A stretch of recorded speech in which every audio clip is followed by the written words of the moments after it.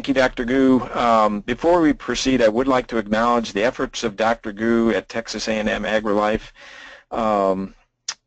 This wonderful series of webinars that she has coordinated since February of 2014. I would encourage viewers to go to her website, and again, the link directly to the archived list of webinars is in your chat box. But go back through these previously recorded webinars. There's a variety of topics such as landscape salinity management, landscape plant growth regulator control using PGRs. There was a webinar on emerald ash borer. There's been one or two on crepe myrtle bark scale, rainwater harvesting, and many more. So I would encourage you to go back and look at these. Before we proceed, note my email address on this title slide. I would be delighted to either interact with any of you or collaborate with any of you that are listening if you are so interested in the future. Dr. Gu has given me 45 minutes to cover 104 slides, so just buckle up and hang on for the ride here. I have provided Dr. Gu with 2 handouts for this presentation, and we're going to try to make them available as a link in a handout page in the right-hand panel, or if that does not work, Dr. Gu will convey to you an alternative method. But again, I've got 2 handouts, one specific notes related to the topic, and then 2 pages specifically addressing the new commercial flight regulations from the FAA that Dr. Gu referred to. So let's start. There are certainly lots of issues surrounding the topic of unmanned aircraft. First are the aerial platforms themselves. Second, sensors. Third, big data, and I mean big data, gigabytes of data, terabytes of data. Next is applications and uses. How are we going to use these? Flight regulations, which that's the reason I encourage Dr. Gu to have this, is it's very timely with the release of these permanent rules. The 6th topic is privacy and nuisance, and the last is liability and insurance. In this next 40-45 minutes, I plan to address in some fashion each of these. The only one I'm not going to really talk about is privacy and nuisance. So again, the urgency in presenting this webinar is the fact that on Monday, August 29th of 2016, the FAA finally released the permanent rules for commercial use of UAS. Because of that significant event, I am rearranging this talk to address this topic first, since I am sure that really that's of great interest to those that are participating in this webinar. Simply stated, the regulatory environment surrounding these UAS has been beyond chaotic for the past few years. To start, the FAA recognizes 3 classes of UAS users. First is hobby or recreational. Second is civil, or what I refer to as the commercial side. And the third is public agencies, such as the University of Arkansas. Let's start with hobby. Well, apologize. Prior to August 29th, there were 3 pathways for these different classes of users to fly legally in the U.S. And so, for example, if you're a public agency, you followed a certificate of authorization process.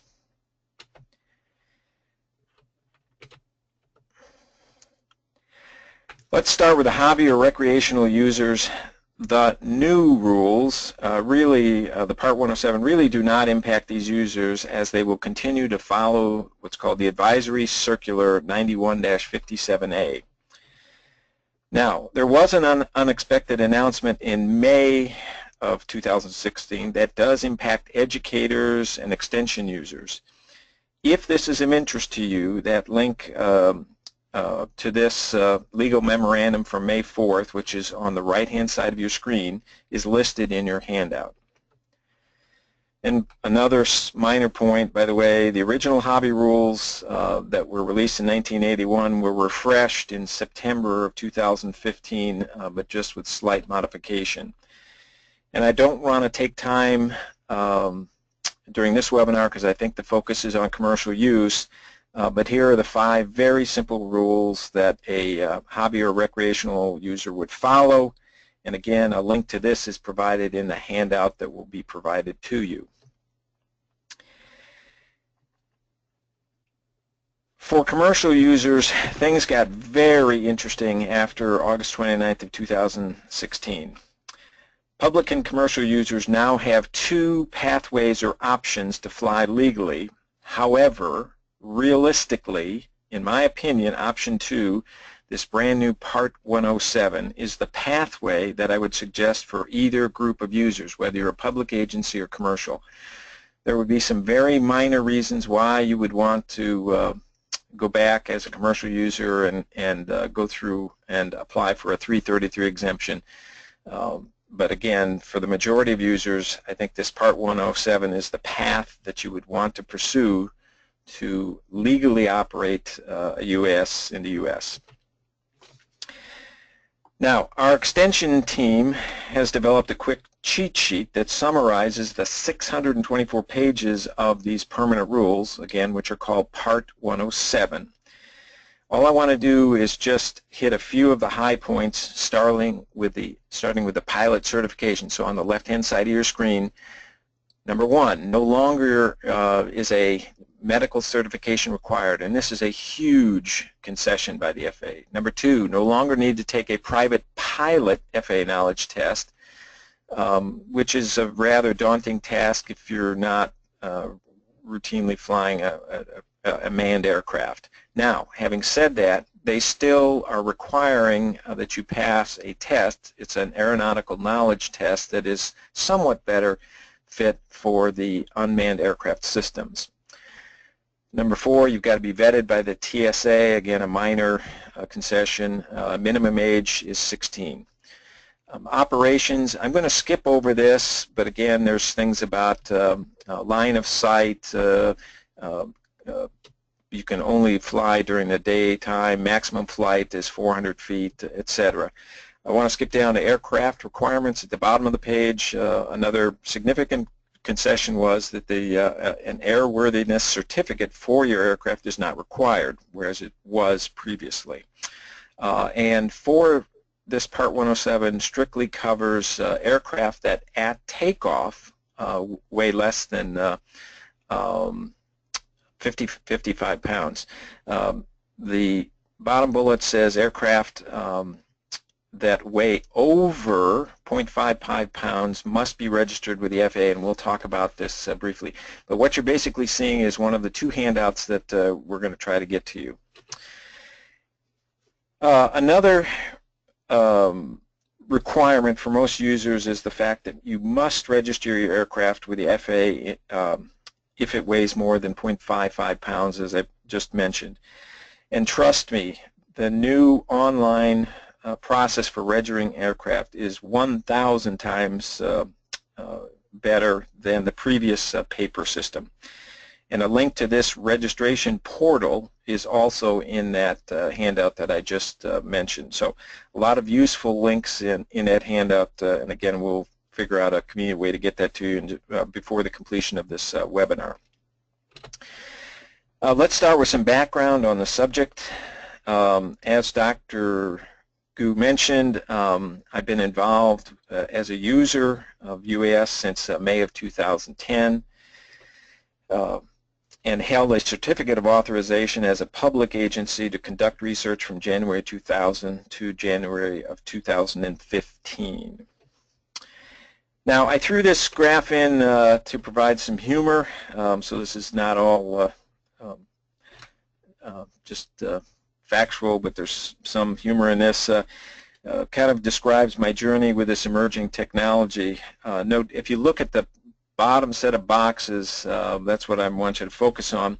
No doubt in 2010 when we first started, I was in this peak of inflated expectations.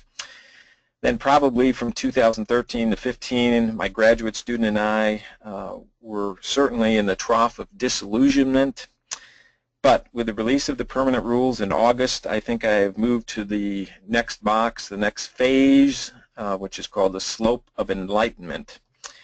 To emphasize how much things have changed in 6 years, a collaborator from some of our early work, I won't mention the name, just sent me an email, and they had the nursery has purchased the DJI Phantom 4 platform and wrote this to me this week. We got a Phantom 4 a couple weeks ago. Wow, things have changed. It's almost too easy. So not only are the rules an improvement, but the technology are advancing at just an alarming rate. This is an early aerial image of sheared Christmas trees that we took at Yule Tree Farm in Aurora, Oregon. Let's talk first about what types of platforms are available to you. There are essentially two. The first is a rotary, so just think of a helicopter. And the second category are the fixed wing unmanned aircraft systems. Here's a broad range of rotary platforms from very small, the Hubsan X4, all the way up to the tactical electronics Raptor on the bottom right. All of these, because they weigh at takeoff less than 55 pounds, are categorized by the FAA as a small unmanned aircraft system, or SUAS. In early 2015, I was curious about the types of platforms that were available, so I personally surveyed the internet and found approximately 100 different frames, more rotary than fixed wing. Now, through a series of slides, I want you to notice the change that has occurred in just slightly over a year. So in December of 2015, I stumbled on this website, which is also available in your handout. It's a website called specout.com, and then they highlight survey a variety of electronics, including drones. And so this is drones.specout.com. So notice in December, they surveyed and found about 271 frames. And by the way, I should emphasize that in my opinion, they seem to favor more of the rotary than the fixed wing. But it's still a darn impressive website where you can check different properties that you're looking for and then screen for those. Moving on, April 26th, 548. June, 594, June of this year. August, 709. And most recently in September, 845 frames. So if you were to graph this just in a year, it's just amazing the number, diversity of frames that are available to you. A few tips when looking for a platform. Notice on the underside of this DJI Phantom that the camera is attached to a gimbal, and it's by the way, it's stabilized. It has some rubber cushions that help minimize some of the vibration being transferred from the platform down to the camera. And while this gimbal is good, just to understand that it would be extremely challenging for most of us, including myself, to use alternative cameras or sensors. So it comes with a GoPro Hero camera. It'd be difficult for you to swap out with something else. Not to say you can't, but you've got to be pretty skilled. Electronics. My apologies. For professional work, certainly if you're doing commercial work or going to take this seriously, you may need to be looking at a slightly more elevated type of a GPS gimbal, which is shown here. It provides more stability and more flexibility. So if you look at the plate on the bottom, and I'm using my arrow to highlight it, this allows us, as long as we don't exceed the size limitations in that space, we can hook up a variety of sensors to this GPS compensated gimbal. It provides you with a little bit more flexibility. Now, to give you some examples of commercial rotary packages, in Arkansas and Louisiana, there is a company that sells this package to farmers. And notice that the cost, that was as of July of 2014, so it may be slightly different today. Earlier this year, I saw this package from Hummert International out of St. Louis, which many of you are familiar with, for sale at the Western Nursery Show in Kansas City. So again, these packages are now getting to be fairly common in the marketplace. Now for the other major class of aircraft platform, and that is the fixed wing. And here are some common examples: swinglet cam, Trimble gate wing, and probably the most commonly used fixed wing is the Precision Hawk. Note that the fixed wing, in contrast to the rotary, requires some kind of assistance to launch. Either you have to physically push it into the air, or on the bottom right you'll notice that here's an actual launcher. A catapult on the far left is someone like Virginia Tech actually builds a very small actual runway. But generally these need some kind of assistance to get them aerodynamically up into the air. Again, let's go through a couple commercial fixed wing packages that are available, starting with Ag Eagle. There's a company just south of Portland in Wilsonville, Oregon, that sells, it's called the Honeycomb Ag Drone. And these prices, I think, are fairly current. I was just out visiting them in August, and so it's about still $15,000 for the package. And they do have a maintenance fee, which may seem high, but again, for those of us that have used, you're going to be faced with maintenance costs, whether certainly it's going to be propeller blades, etc. So you do need to take that into consideration. And again, like most, they sell it in a nice prepackaged with a case so that you can easily take it out in the field, and they offer a variety of cameras that we're going to talk about in just a minute. Now, last week, I love this area of study because I'm constantly learning new things, and so for the first time I was made aware of what I'll call a hybrid platform.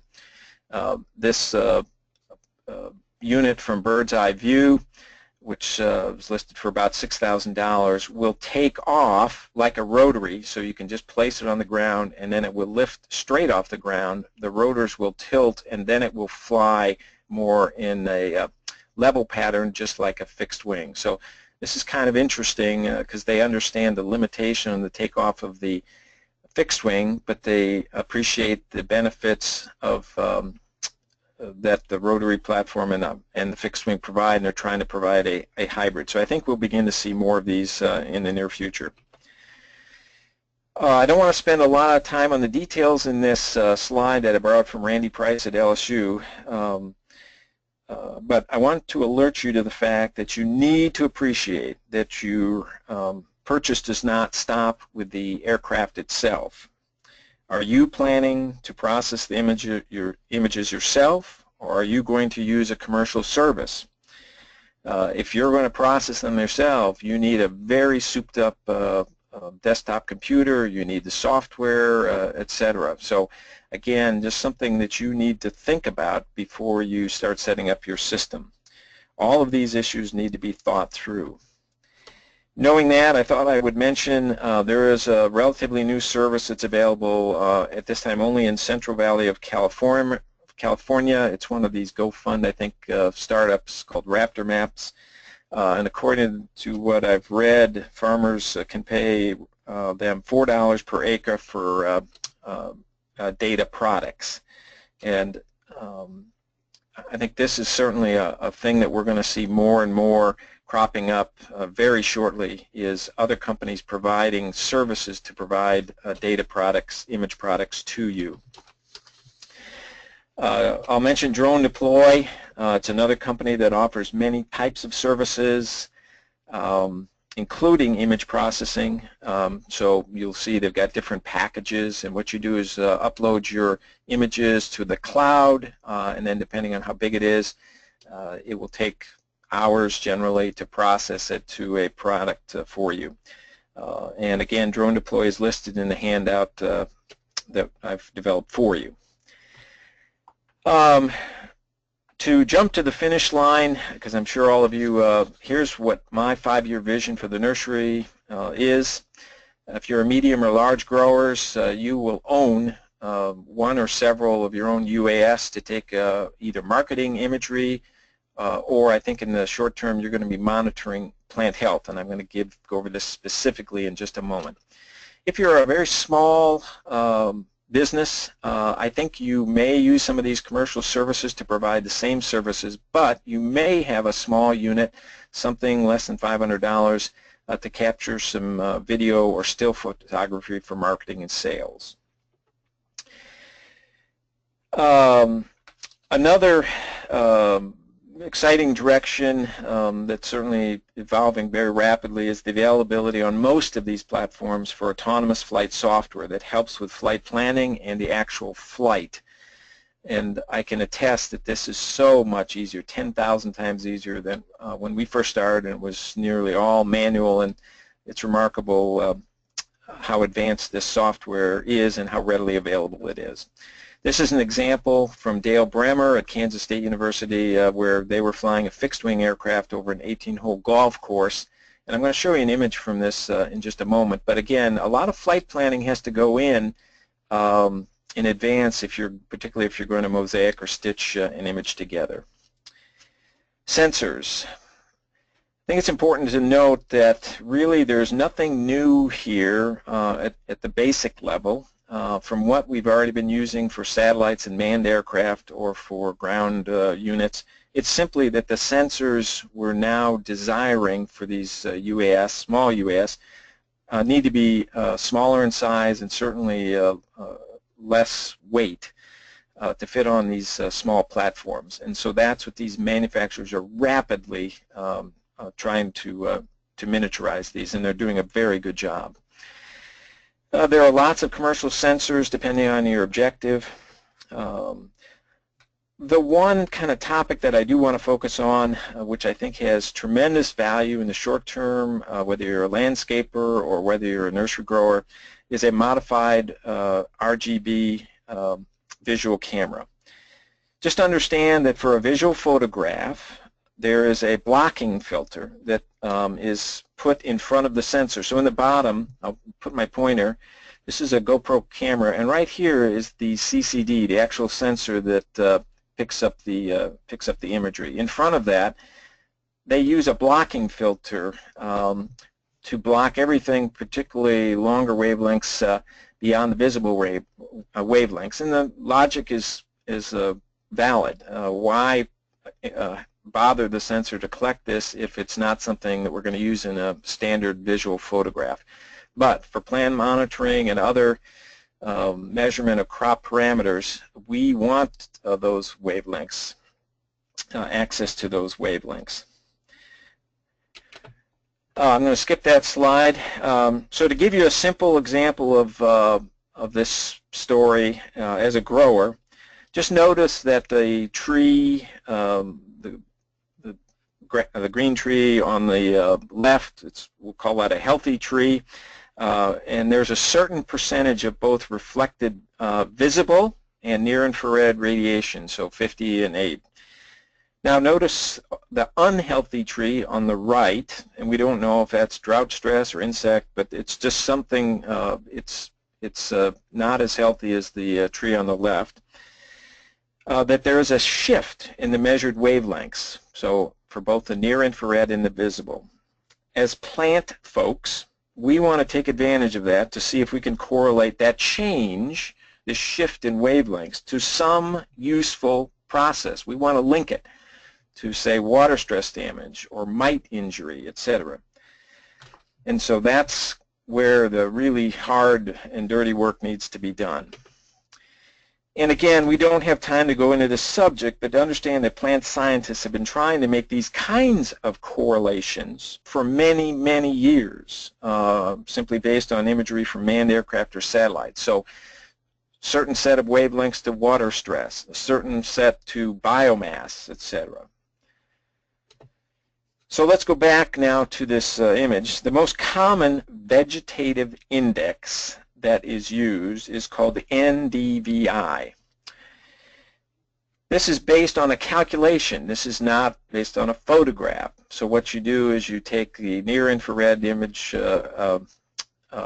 reflectance minus the red, divide by near-infrared plus the red, and you come up with values, a range of values from -1 to +1, and thus might be visualized by a grayscale as shown in the photograph, the image on the upper right. But we like color. And again, remember that this is based on a calculation. This is not a photograph we're looking at. So we asked the software to generate what is called a false color image that I'm going to show you in just a moment. But before we do that, I want you to know today that almost any RGB camera, Sony, Canon, Pentax, etc., can be converted from a basic visual camera to a useful near-infrared camera by swapping out lenses. So you remove the blocking filter, and then you're going to insert another filter likely to focus in on a wavelength that you're interested in. The interesting thing is that either you can do it or you can pay companies to make this modification. Just one warning. Remember that these are modified cameras, and they may not be equal to true multispectral cameras. We just don't know a lot at this time. This is an area that I want to kind of move in from a research standpoint, is to look at the value of these modified cameras is the reduction in cost, but we need to be careful how quickly we can adopt them. So here's one example from, again, Dale Bremer's work at Kansas State. This is a golf course fairway. The tee box is on the right and the green is on the left. Now, personally, I don't see much from this near. This is a true near-infrared photograph. However, when we process that image and we do those calculations for every pixel, oops, my apologies, we calculate this NDVI range of values, and we can then generate what is called a false color image.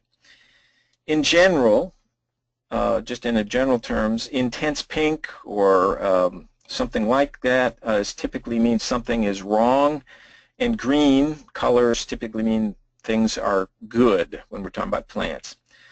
So 2 points. Notice, and I'll use my arrow, notice about in the center of the NDVI image there is a very strong patch of pink, intense pink, which again I would say with simple instruction would tell somebody something's wrong. But look at the near-infrared, and really what this is this is an artifact of the shadow produced by the shade tree on the edge of the fairway.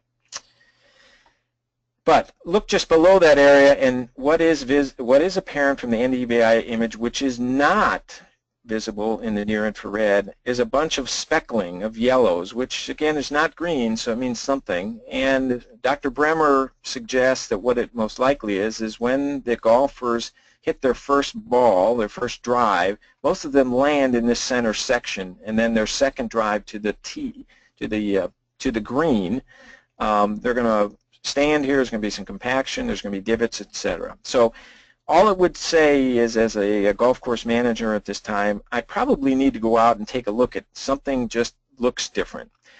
And quickly look at the actual putting green on the far left, and there is a zone of bright pink that if I was a manager, I would go out myself or send someone. It's either compaction, drought, etc., but it would alert me that something is going on. Now, again, I look up in the top, and it appears that what that is simply a shadow from a tree. But again, notice that there could be something that we would want to investigate. Just an early alert system. Again, we don't have time, but these are some preliminary images that we took at McCorkle's nursery in Georgia, trying to begin looking at this issue as it relates specifically to nursery production. Now, these vegetative indices are the hot topic, so many manufacturers are now offering packages that include modified cameras and appropriate software. So here's one, and again, so it's called Ag Scout Basic. Here's another example, and another.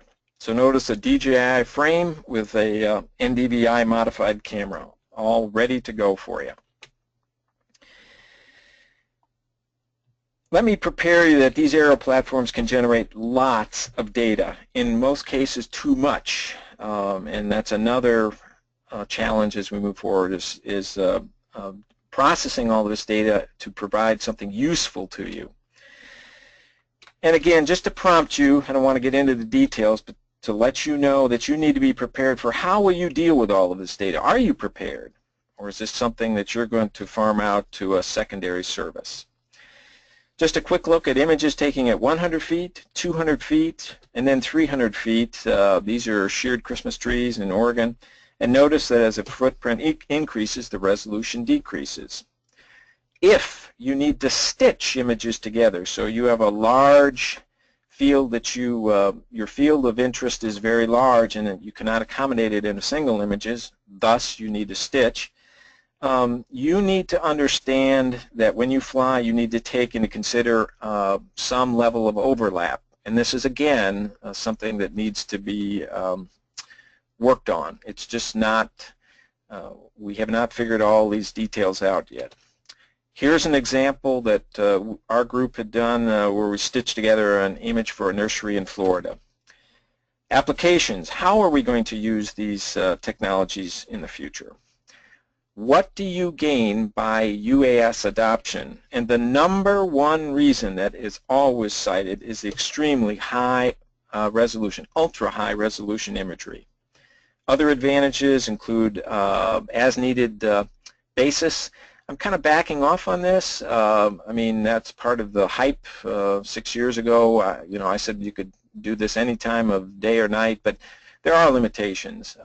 We can't fly in rain, we can't fly in super windy conditions, etc. So you need to be more cautious. But it is certainly a more accessible system than compared to a manned aircraft or to a satellite. Third is vertical takeoff. This strictly applies to the rotary or this new maybe hybrid platform. Cost is absolutely true. You can be up and doing something very useful for your business with less than probably $1,500. Pre-programmed and autonomous flight. This is just going to provide you with the ease of flight and the power to do something very useful. And the last, safe solution for dangerous, dirty, and dull situations. Amazing perspective. This is at Bailey Nursery in Yamhill, Oregon. Another shot just again showing you what you can see from the ground, and then similar angle, but now we're up in the air at 279 feet. So if that was some of the pros, why we're so excited, what are some of the concerns moving forward, limitations? And number one is payload capacity. These are small units, and that's the beauty, but it also comes with a curse. And the second is flying time, an area that we definitely hope to see a dramatic improvement in the short or near term. There are thousands of non-agricultural uses, but I think this group is most interested in how they're going to be used in agriculture. Number one is category is crop and animal monitoring, and I'm not getting specific, so that's general. Just general crop health or nutrient status or water status, presence of a pest, a disease, etc.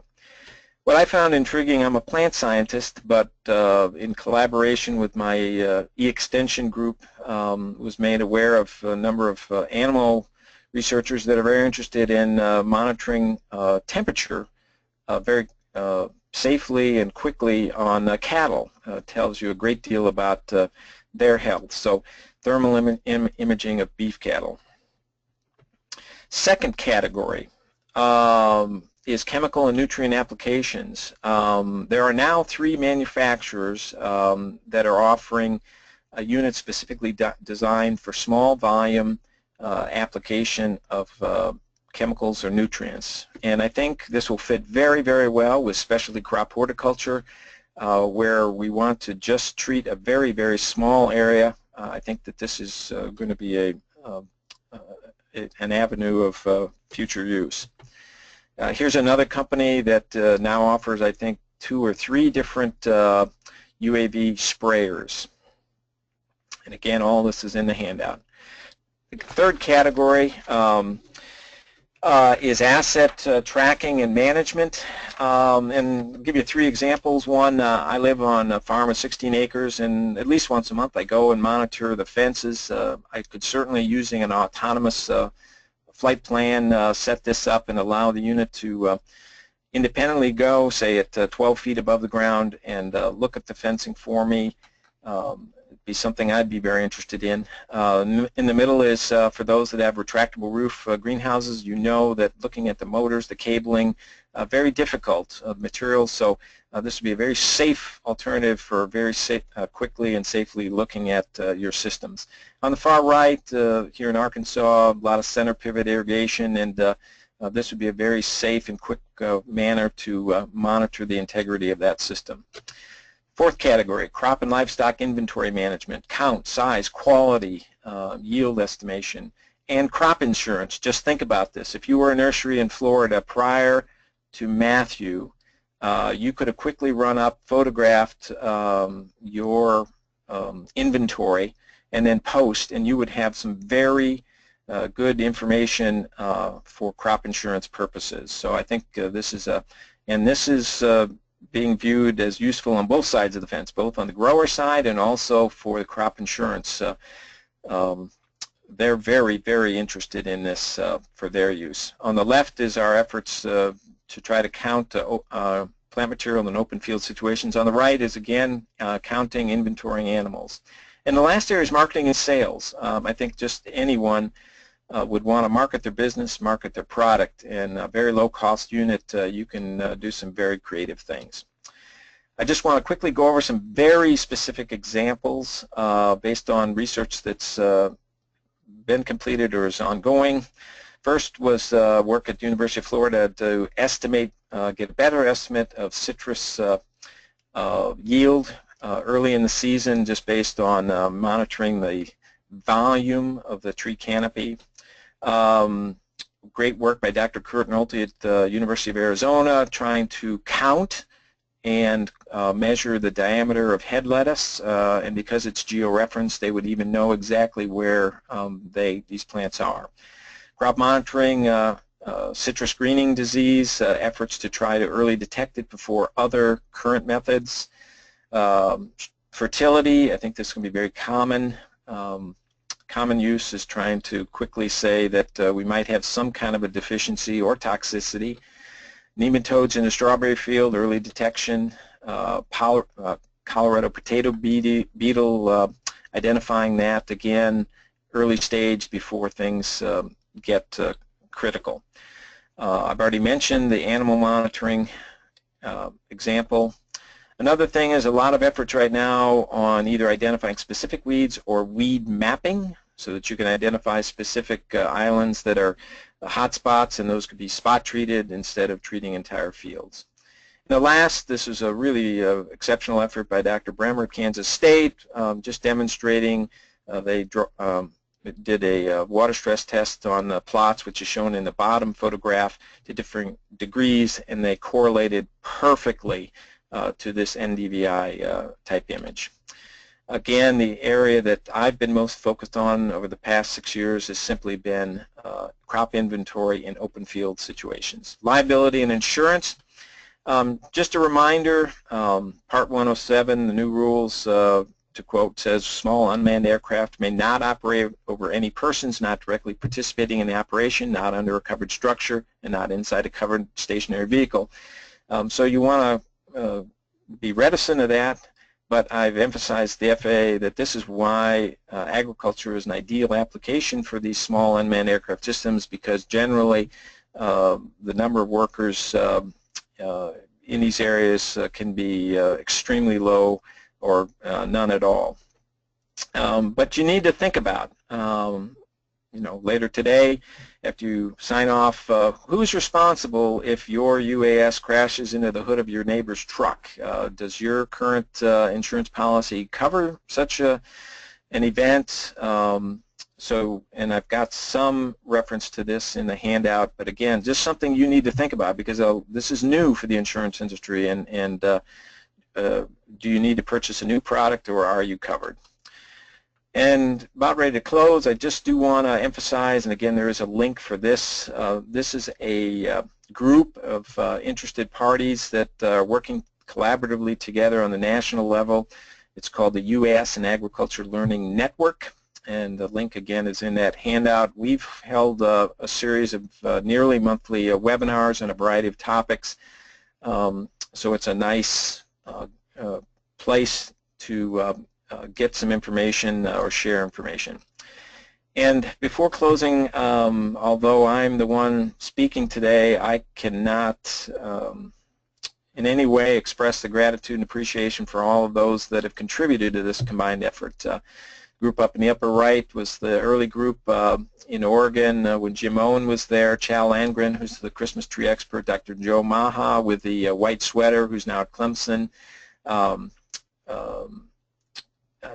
Dr. Dharmendra Saraswat on the far left, who's now at Purdue. Upper left is Chris McCorkle and Matthew Chappell on the far right, Dr. Maha, again, just all the people that we can't thank enough for allowing us to work at their place or have assisted. In the bottom right is my former graduate student, Josue Nahun Leva, who deserves credit for his tremendous effort on this counting.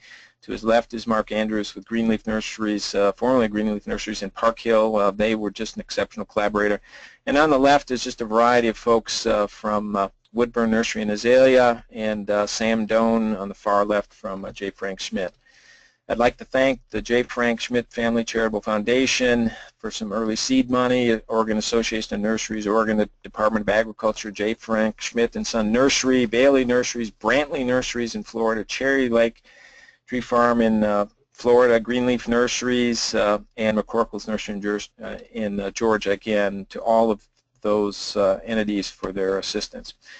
And with that, I'm done with my portion, and we can take questions if time allows.